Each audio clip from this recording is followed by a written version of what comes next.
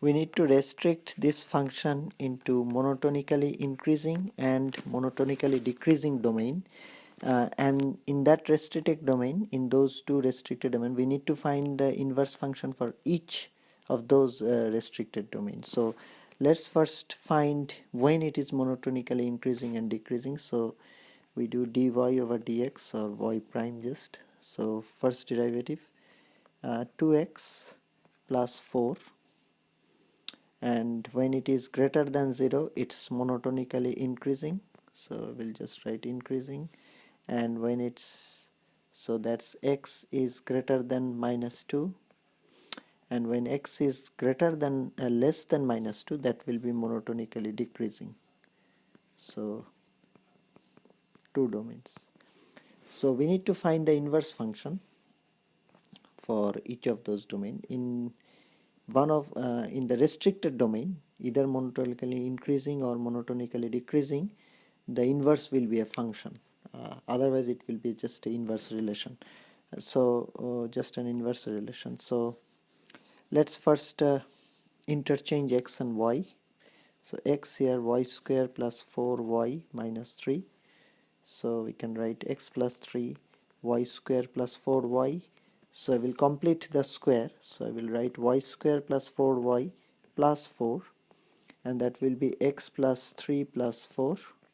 So y plus 2 square is equal to x plus 7, or I can write y plus 2 is equal to plus minus square root of x plus 7.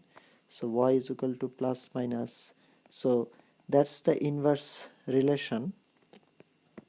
And when we are looking at the monotonically increasing domain, we can see that x is greater than negative 2. So we expect, this is the domain, so we expect our range will be x is x is greater than minus 2. So for monotonically increasing, it has to be greater than minus 2, greater than equals to actually. So we will take this one, the plus 1, because then it will satisfy. And here we can see that x for this one, this is the inverse function for the restricted domain monotonically increasing of the original function.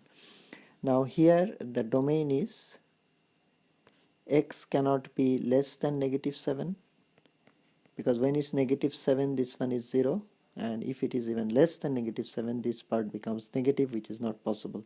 So that's there. And when we look at the range here, which we expect it to be negative 2, when this one is 0, that is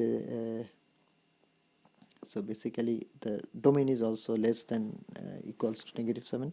So when this one is 0, the range is negative 2, and when this one is more than 1, it is always more than negative 2. So that's what we expect. And when we look at the monotonically decreasing part of the original function, the inverse relation will be y is equal to minus x plus 7 minus 2, because the range was x is less, the domain was x is less than minus 2, so here the range will be x is less than minus 2.